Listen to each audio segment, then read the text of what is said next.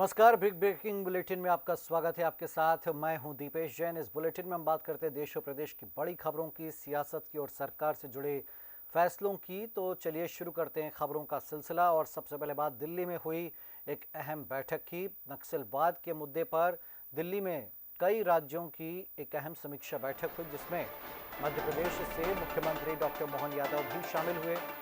केंद्रीय गृह मंत्री अमित शाह ने इस बैठक की अध्यक्षता की और इस बैठक के दौरान जो 6 राज्यों के मुख्यमंत्री पहुंचे, उनसे नक्सल समस्या से निपटने के मुद्दे पर चर्चा की गई।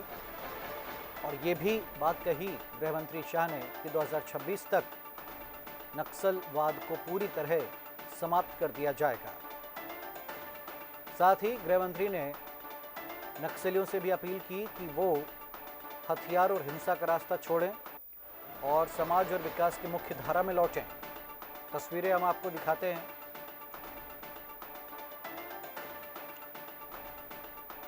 तो दिल्ली में जो अहम बैठक हुई, इसमें मध्य प्रदेश, छत्तीसगढ़, महाराष्ट्र और तेलंगाना, ओडिशा, बिहार के मुख्यमंत्री शामिल हुए। तो झारखंड और आंध्र के मुख्यमंत्री ने अपने प्रतिनिधियों को इस बैठक में शामिल होने भेजा।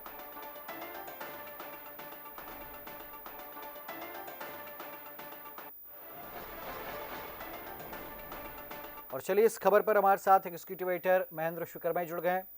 तो महेंद्र जी, कैसी रही दिल्ली में नक्सलवाद के मुद्दे पर हुई बैठक? क्या खास बातें रही इसमें? केंद्र सरकार जो है नक्सलवाद या हम कहें वामपंथी उग्रवाद को लेकर काफी एक्टिव है कि आखिर ये सब चीजें चल क्यों रही हैं। इसी साल यदि छत्तीसगढ़ में बात करें तो देखिए 194 नक्सली मारे गए हैं और लगातार सरकारें ये प्रयास कर रही हैं, चाहे केंद्र की सरकार हो या छत्तीसगढ़ या नक्सल प्रभावित जो राज्य सरकारें हैं, वो कि युवा जो है वो हथियार छोड़ें। निश्चित तौर से देखिए इसी के तारतम्य में केंद्रीय गृह मंत्री अमित शाह ने जो सोमवार को यानी कि आज एक बड़ी बैठक ली और बैठक में इस नक्सलवाद के खात्मे को लेकर चिंतन मंथन हुआ। 8 राज्यों के मुख्यमंत्री इस बैठक में महत्वपूर्ण रूप से शामिल हुए दीपेश। और सबसे अहम बात यही है कि सारी उन परिस्थितियों, हालातों या राज्यों की जो परिस्थितियां या केंद्र क्या संभावित मदद कर सकती है, इस दिशा में चर्चा की गई। तो केंद्रीय गृह मंत्री ने साफ तौर से कहा है कि जो नक्सल युवा हैं या जो बन गए हैं या उनकी कोई हालात परिस्थितियां हैं, तो उन्हें किस तरीके से इन चीजों से दूर किया जाए, छुड़ाया जाए, इस दिशा में भी प्रयास होने चाहिए। नक्सलवाद जो घटनाएं हैं वो कम हुई हैं, इस पर तो ठीक है, लेकिन फिर भी केंद्र सरकार इन चीजों को लेकर जरूर अलर्ट है कि अब ये चीजों की पुनरावृत्ति ना हो और जहां जहां इनका खात्मा हो सके वो हर संभव प्रयास किए जाएं। राज्यों को क्या मदद चाहिए केंद्र से, वो मदद देने के लिए भी केंद्र सरकार की ओर से गृह मंत्री ने आश्वासन दिया है। और सुरक्षा संबंधी जो फंड है, उस फंडिंग को भी बढ़ाने की बात उन्होंने कही है। तो अमित शाह ने ये भी कहा है कि जो सिक्योरिटी रिलेटेड एक्सपेंडिचर हैं, वो जो स्कीम है उसके बारे में भी उन्होंने विस्तार से मुख्यमंत्रियों को बताया। तो हम ये कह सकते हैं कि जहां जहां भी हवाई अभियान की जरूरत पड़े, जहां जहां भी एक्टिव फोर्स की जरूरत पड़े, जहां नक्सल के खिलाफ एंटी मूवमेंट चलाना पड़े, उसके लिए जो भी खर्च हो वो सरकार मदद करने के लिए राज्यों को तैयार है। चाहे छत्तीसगढ़ हो, मध्य प्रदेश हो या बाकी जो नक्सल प्रभावित क्षेत्र हैं वो हों, उनमें सबसे अहम बात यही है कि यदि इस तरीके की एक्टिविटी कहीं भी पाई जाती है तो सरकार जो है उसमें मदद करेगी। तो कुल मिलाकर लब बोलो आप यही है दीपेश कि जो नक्सल प्रभावित क्षेत्र हैं या नक्सल प्रभावित प्रदेश हैं, उन पर केंद्र सरकार का विशेष फोकस। और ये जो बैठक है, ये बैठक विज्ञान भवन में हुई दिल्ली के, और इस बैठक में देखिए स्वास्थ्य एवं परिवार कल्याण मंत्री जो हैं वो जेपी नड्डा, उनकी भी मौजूदगी रही। बिल्कुल। तो दावा है केंद्रीय गृह मंत्री शाह का कि सब कुछ ठीक रहा तो 2026 तक नक्सलवाद पर काबू पा लिया जाएगा। देखना दिलचस्प रहेगा कि ये कैसे ये पूरी कवायद को अंजाम दिया जाएगा, जब इस समस्या एक राज्य की नहीं बल्कि कई राज्यों तक फैली हुई है। शुक्रिया आपका महेंद्र जी हमारे साथ इस चर्चा में जुड़ने के लिए। तो दिल्ली में नक्सलवाद के मुद्दे पर समीक्षा बैठक हुई और जितने भी नक्सल प्रभावित राज्य उन सभी के मुख्यमंत्री या प्रतिनिधियों ने इस बैठक में शिरकत की। मध्य प्रदेश से मुख्यमंत्री डॉक्टर मोहन यादव, प्रदेश के मुख्य सचिव अनुराग जैन और प्रदेश के डीजीपी सुधीर सक्सेना भी बैठक में शामिल होने पहुंचे थे।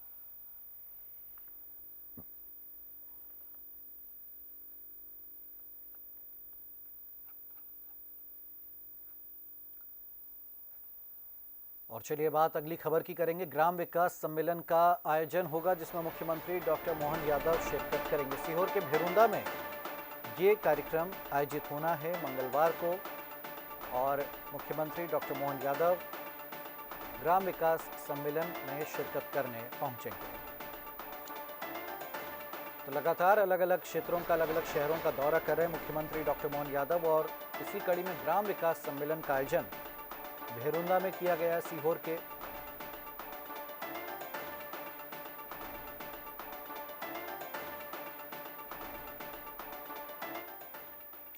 तो मुख्यमंत्री डॉक्टर मोहन यादव मंगलवार को अब ग्राम विकास सम्मेलन में शिरकत करने पहुंचेंगे सीहोर जिले के ग्राम भेरुंदा में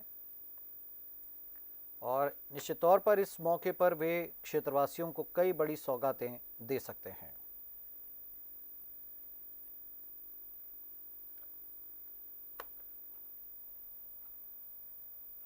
तो मुख्यमंत्री डॉक्टर मोहन यादव का मंगलवार का दौरा कार्यक्रम सीहोर जिले के भेरुंदा में वे पहुंचेंगे और क्षेत्रवासियों को कई सौगातें देंगे।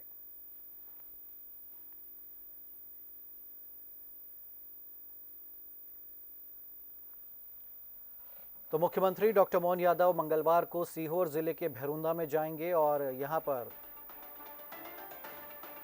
वे विकास कार्यों की सौगात देंगे।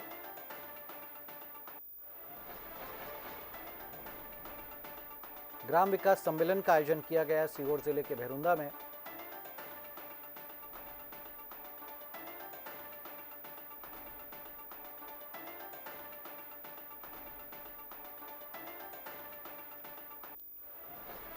तो मुख्यमंत्री डॉक्टर मोहन यादव यहां पर पहुंचेंगे। केंद्रीय ग्रामीण विकास राज्य मंत्री कमलेश पासवान जाएंगे। तो प्रदेश के विकास मंत्री प्रहलाद पटेल भी इस आयोजन में मौजूद रहेंगे। और आपको बताएं कि चूंकि नवरात्र का मौका है लिहाजा सलकनपुर में देवी जी के दर्शन भी ये सभी मेहमान करेंगे।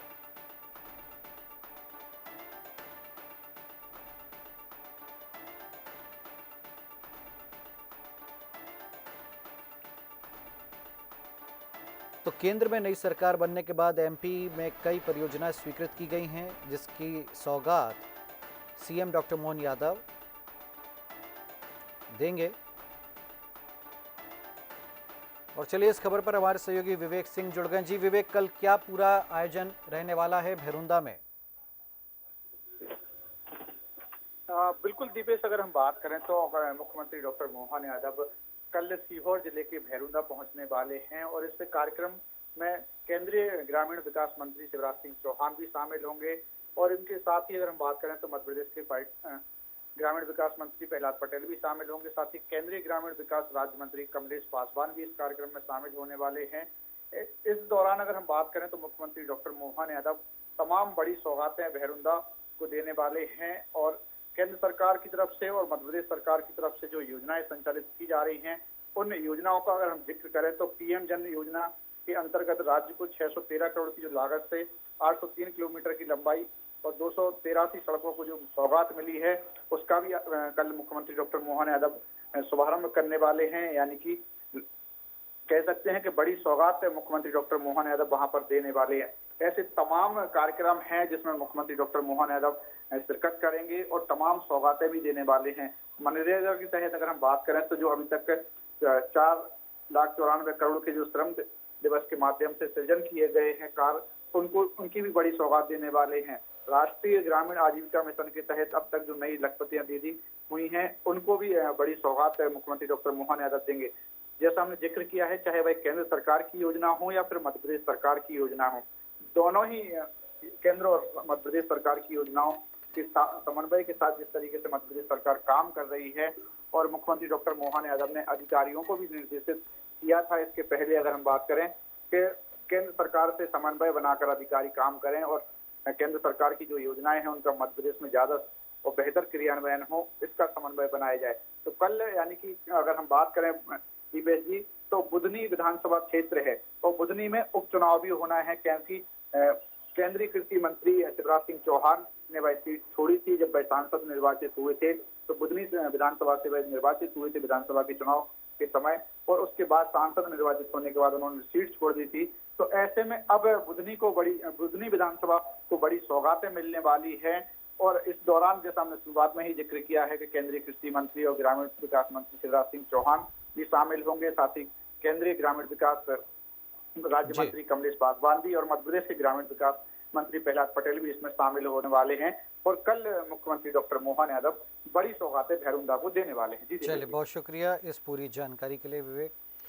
तो कुल मिलाकर के भैरुंदा को बड़ी सौगात मिलने जा रही है, और चूंकि देर सवेर बुधनी में विधानसभा का उपचुनाव भी होना है, तो जाहिर सी बात है कि भैरुंदा के लिए सौगातों की झड़ी लगाई जाएगी और केंद्रीय मंत्री शिवराज सिंह चौहान भी इस आयोजन में शामिल होंगे।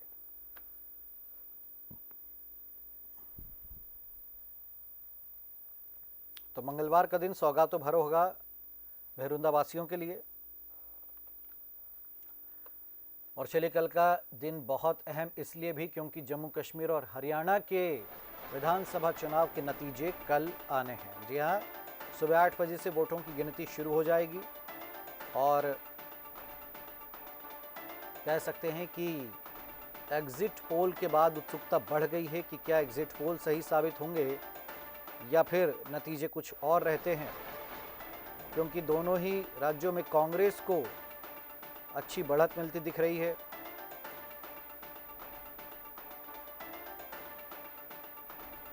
हरियाणा में जहां कांग्रेस सरकार के करीब नजर आ रही है, वहीं जम्मू कश्मीर में भी वो नेशनल कॉन्फ्रेंस के साथ सरकार बनाने की स्थिति में नजर आ रही है।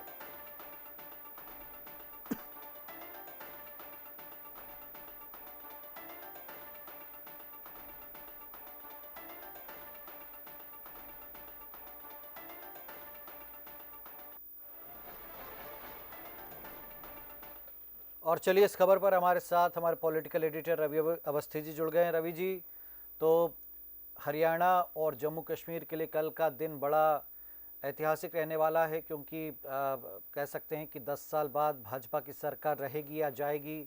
उधर जम्मू कश्मीर में इतने सालों बाद विधानसभा चुनाव, तो क्या स्थितियां हैं दोनों ही राज्यों में? देखिए दीपेश, जिस तरीके के एग्जिट पोल के जो नतीजे बताए गए हैं, वो तो जाहिर बात है कि रुझान कहीं ना कहीं कांग्रेस के पक्ष में दिखाए जा रहे हैं, क्योंकि चाहे हरियाणा हो या जम्मू कश्मीर की बात करें तो पीडीपी और जो नेशनल कॉन्फ्रेंस है वो कांग्रेस के साथ अलायंस को जो है सरकार बनती दिखाई दे रही है। वहीं हरियाणा की बात करें तो हरियाणा में कांग्रेस को बहुमत दिखाया गया। तो एग्जिट पोल का रुझान देखे तो, लेकिन अभी एग्जिट पोल की भी बात करें, देखिए 1990 के दशक में एग्जिट पोल की शुरुआत हुई थी और अब तक 7 एग्जिट पोल ऐसे रहे जो जिनके नतीजे कहीं ना कहीं गलत साबित हुए। तो ये दिखाता है कि किस तरीके से एग्जिट पोल जो है वो अब उस पर पूरी तरह भरोसा तो नहीं किया जा सकता, बावजूद उसके जिस तरीके का नैरेटिव हरियाणा में बना है, तो जाहिर बात है कि उसको लेकर संभावना जताई भी जा रही है कि ये नतीजे कांग्रेस के पक्ष में हो सकते हैं। बिल्कुल, चलिए, बहुत शुक्रिया रवि जी इस पूरी चर्चा में जुड़ने के लिए। तो नतीजे क्या होंगे ये तो खैर जब ईवीएम में वोटों की गिनती होगी तब पता चलेगा, लेकिन कह सकते हैं कि जम्मू कश्मीर और हरियाणा के जो नतीजे हैं वो बहुत मायने रखेंगे देश के राजनीति के लिहाज से, क्योंकि अगर भाजपा हरियाणा में अपनी सरकार बचाने में कामयाब रहती है तो इसका एक अलग ही संदेश जाएगा, और अगर कांग्रेस दोनों राज्यों में आगे बढ़ती है तो फिर कांग्रेस जो है और ताकतवर नजर आएगी दिल्ली में।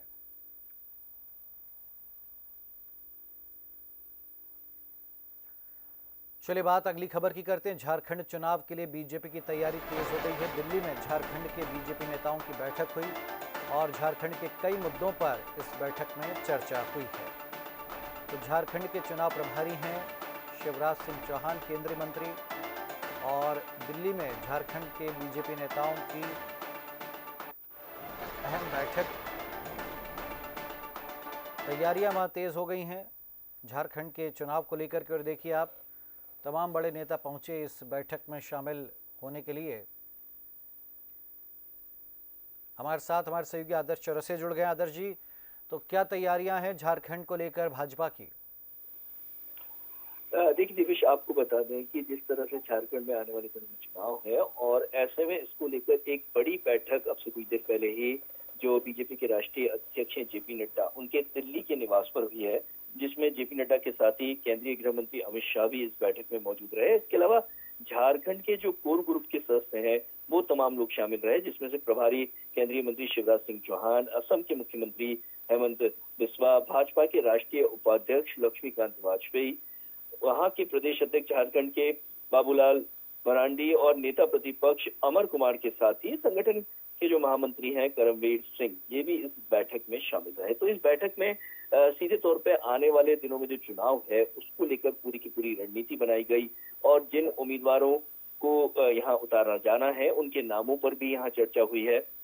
इस बैठक में मुख्य रूप से सीट शेयरिंग, क्योंकि जो चुनाव झारखंड में बीजेपी लड़ रही है वो अपने सहयोगी दलों के साथ लड़ रही है, तो ऐसे में सीट किस तरह से बंटवारा किया जाए उसको लेकर भी इस बैठक में चर्चा हुई है। संगठन ने गठबंधन के तहत आरजेयू और जेडीयू को भी सीट देने की फैसला किया है, जिसमें आरजेयू को 7 से 9 सीटें देने की यहाँ सहमति बनी है, जबकि जेडीयू को 1 सीट देने के फिलहाल विचार किया जा रहा है। लेकिन उम्मीद लगाई जा रही है कि जिस तरह से चुनाव होगा उसमें तमाम प्रत्याशियों को बेहतर प्रत्याशी यहाँ पर उतारे जाएं। 81 सीटों पर दीपेश चुनाव होना है और लगभग सभी जो सीटें हैं उसमें से 28 जो सीटें हैं वो आदिवासी बाहुल्य की सीटें हैं और इन आदिवासी सीटों पर आदिवासी उम्मीदवारों को उतारने में कौन कौन उम्मीदवार रहेंगे वो महत्वपूर्ण है। इसके अलावा 53 जो गैर आदिवासी सीटें हैं इनमें से भी बीजेपी को लगता है कि 35 सीटों पर वो अपने ऐसे जीतने वाले उम्मीदवारों को उतारना चाहती है जो निश्चित तौर पर जीत पाए। तो तमाम पूरा खाका यहाँ पर तैयार दीपेश कर लिया गया है और बैठक में सबसे महत्वपूर्ण ये रहा है कि जो नाम रहेंगे उसके लिए एक डिस्कशन जो हुआ है कि हर विधानसभा सीट से 3-3 नाम यहाँ पर दीपेश मांगे गए हैं और उनमें से ही उन 3 नामों में से एक नाम को फाइनल किया जाएगा। तो कह सकते हैं बैठक बड़ी है और बैठक हुई है और उसके बाद अब उम्मीदवारों की लिस्ट का इंतजार रहेगा। लेकिन सबसे महत्वपूर्ण यही है क्योंकि जिस तरह से झारखंड में लगातार केंद्रीय मंत्री शिवराज सिंह चौहान प्रभारी के रूप में प्रचार कर रहे हैं, लगातार लोगों के बीच में जा रहे हैं, वहां पर कई योजनाएं भी संचालित की जा रही हैं और उम्मीद यही लगाई जा रही है कि ज्यादा से ज्यादा जो सीटें हैं वो बीजेपी के पक्ष में आए, भले ही वो यहाँ पे गठबंधन के साथ में चुनाव लड़ रही है, लेकिन उम्मीद यही है बीजेपी को कि वो ज्यादा से ज्यादा जो है सीट खुद के पक्ष में लेकर आए। ऐसे में जो बैठक हुई है उसमें कई प्रस्ताव भी रखे गए हैं, योजना को लेकर पूरी की पूरी रणनीति भी तैयार की गई है कि आखिर किस तरह से बीजेपी आने वाले समय में और ज्यादा से ज्यादा प्रचार कर सके और ज्यादा से ज्यादा यहाँ पर किस तरह से सोरेन सरकार को घेरा जा सके। इन तमाम बातों पर भी यहाँ पर दीपेश चर्चा हुई है। लेकिन जो उम्मीद लगाई जा रही थी लिस्ट को लेकर, क्योंकि आज सुबह से ही ये चर्चा थी कि दिल्ली में बैठक होगी और इस बैठक के बाद से लगातार सरगर्मियां तेज थी, लेकिन उम्मीद बस यही है कि बैठक के बाद हो सकता है आने वाले समय में या देर रात तक या 2 से 3 दिन में बीजेपी अपनी लिस्ट जो है वहां के प्रत्याशियों की वो जारी करे। इसको लेकर भी सूत्रों से दीपेश ये जानकारी मिल गई है कि लगभग पहली लिस्ट जो आएगी उसमें 30 से 35 नाम ही रखे जाएंगे। हो सकता है 30 से कम नाम ये रखे जाएं और उनको घोषित किया जाए। तो जेपी नड्डा जो है राष्ट्रीय अध्यक्ष, उनके आवास पे ये बैठक दीपेश हुई थी और इसमें तमाम जो रणनीति है चुनाव को लेकर वो पूरी की गई। शुक्रिया आदर्श जी इस पूरी जानकारी के लिए।